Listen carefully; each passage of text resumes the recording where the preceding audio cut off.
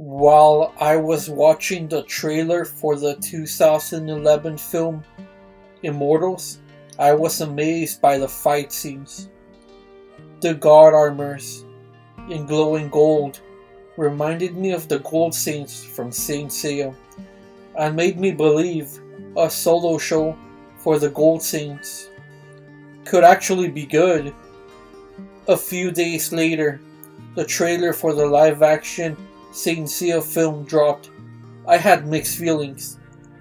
I was surprised that Sony Pictures had actually put in time and effort into this film, and I started to consume more Saint Seiya spin-offs to fulfill my Saint Seiya addiction.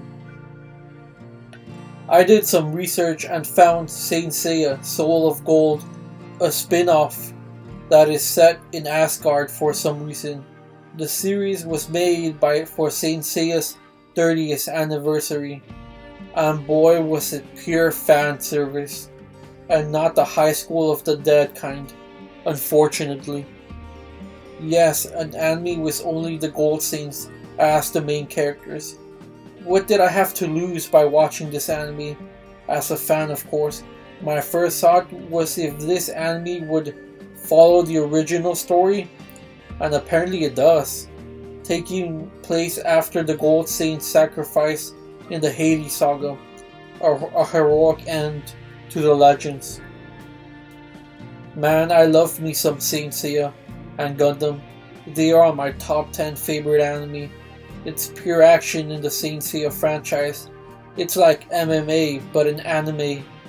Every episode full of good fights. A classic shonen. Watched this expecting some good story, and was I disappointed?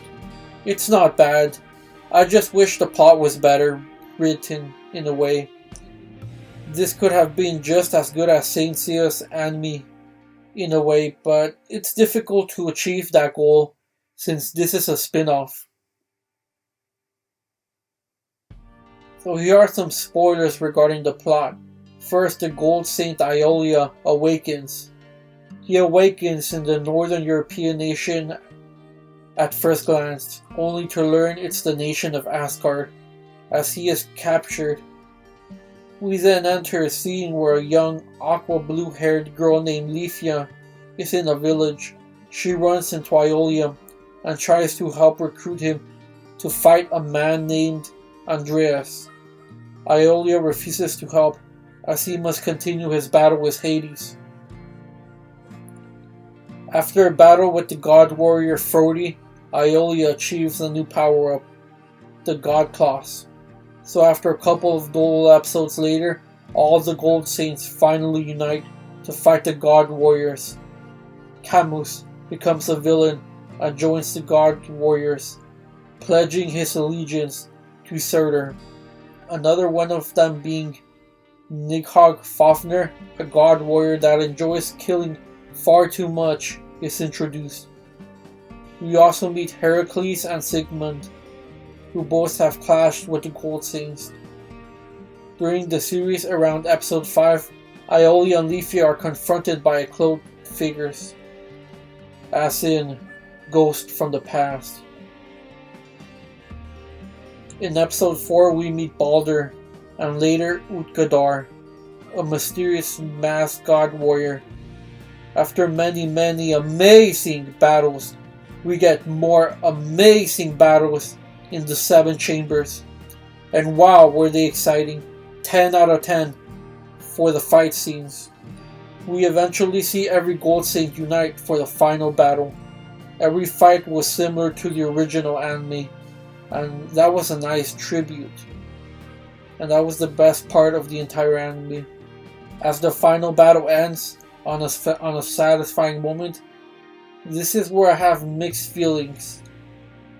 The anime is full of mystery as to why and who revived the Gold Saints, and who is Andreas, as well as who created the mysterious God Warriors. Yes, I know, the anime was really predictable, and didn't offer much worth remembering. I couldn't even remember most of it to make this review. It's really just not much. It's not a terrible anime, but I could have been at least kept me awake for the final episodes. The Gold Saints are too overpowered, so I never felt they were in danger. Most of the show was just fighting and some average plot twist near the end, but I was so bored through the last 2 episodes. The last 2 episodes, wow, they were pretty boring. All the Gold Saints were introduced slowly and efficiently. Unfortunately, the story was just not good. As a Saint Seiya fan, I'd rather watch Pokemon X and Y rather than this. This is probably the only hardcore show for hardcore fans, but even then, I would be hesitant to recommend Soul of Gold. What really saved the show were the fight scenes. They were really good. Seeing Gemini Saga easily destroy his enemies and Shaka's other world powers in HD, that was a fanboy tearjerker. Now let's talk a little about the characters. The one of the positives was seeing the Gold Saints return and in action. Aeolus continues to be a bold, reckless boy, and the other Gold Saints were for the most part entertaining and enjoyable when they were on screen. Everyone was in character except Deathmask. Yes, Deathmask. He felt a little bit out of character if you compare him to the original anime. Yes, I know he redeemed himself during the Hades saga, but he just felt a little too nice here. Gemini Saga also continues to be a powerful badass. He has always been too OP for any opponent. A lot of small talk between the characters, and we never get to see a long, deep conversation between most of the characters. And when I mean most of the characters, I mean most of the Gold Saints. So that was honestly a bummer. The Asgard characters like Leafia were basic and dull. I mean, she didn't really do anything. Sure, she was the main heroine at first appearance, but then didn't do much. I wish she was more developed, or at least did something. Then there is Andreas, a typical nice villain, making fake promises to fulfill his agenda. So predictable. Also, there are the God Warriors. They don't really talk much, and they're just there. They're just there for the fight scenes. Hilda makes an appearance, but only a small scene, and doesn't do much either. But hey, at least we get to see her. The animation, released in 2015 with 13 episodes, the animation was slightly better than average. Yeah, it looks cinematic, but it doesn't feel that way. It feels more like an everyday Naruto episode. The animation was never bad, just a little boring. On a positive note, the fight scenes were very well animated, dazzling and hardcore. Asgard as the setting was done well, and we got to see more than in the original Saint Seiya anime. The art was also similar to the original's 80s hairstyle, but with modern touches and little muscle. The music, Soldier's Dream, an opening paying tribute to the original, felt nice and looked nice. Should they have picked a more modern song? Well, most fans might disagree and prefer this, so I'm understanding. One song sounded as having a celestial core, while another song sounded like a Northern European folk song. That was a common sense choice.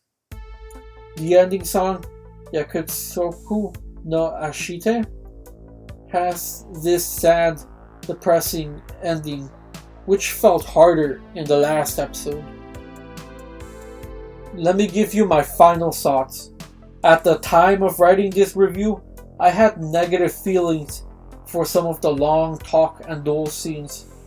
I mean, if I'm with a girl and I say, "Hey, Netflix and Boink," she says yeah, then I show her this anime, she will probably run away. Yeah, she will run away. Because I just not a show I'd recommend to a regular anime viewer.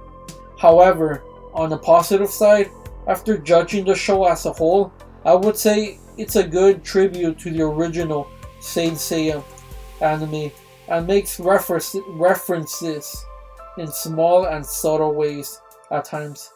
I'm used to watching fast and dramatic shows like Rurouni Kenshin, so watching a slow-paced show was a nice change. I would say for an average viewer, this will be a snooze fest, but for a hardcore Saint Seiya fan, this is probably a long-awaited blessing. If I had to rate it, it would be a 6 out of 10. As a fan, of course. So what did you guys think?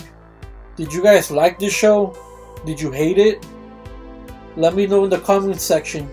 Give this video a like, leave a comment, share the video. And what are you guys hoping for the live action Saint Seiya film by Sony Pictures? Are you excited? Are you disappointed? Also, let me know in the comment section. Thanks for watching, guys. It's JM. See you next time.